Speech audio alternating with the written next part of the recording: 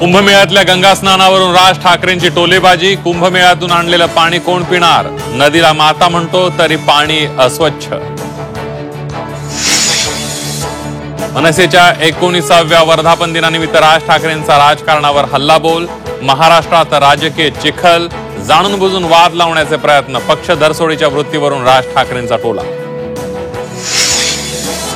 सतीश भोसले उर्फ खोक्याच्या अटकेसाठी शिरूर बंद। पोलीस ठाण्यावर आंदोलकांचा आक्रोश मोर्चा। आमदार सुरेश धस यांना सहआरोपी करण्याची मागणी। शक्तीपीठ महामार्ग बनवण्याच्या सरकारच्या हालचाली सांगलीपर्यंत। शक्तीपीठला विरोध नसल्याचं मुख्यमंत्र्यांचं वक्तव्य। शक्तीपीठ महामार्गाचा मुद्दा पुन्हा तापण्याची शक्यता।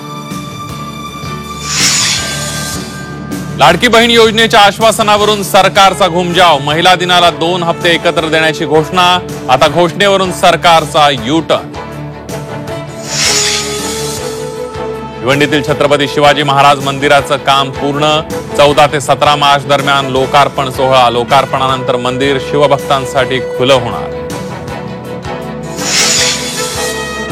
चॅम्पियन्स ट्रॉफीच्या फायनलमध्ये न्यूझीलंडचं भारतासमोर 252 धावांचं लक्ष्याचा पाठलाग करताना भारताची दमदार सुरुवात। रोहित शुभमनची शतकी भागीदारी।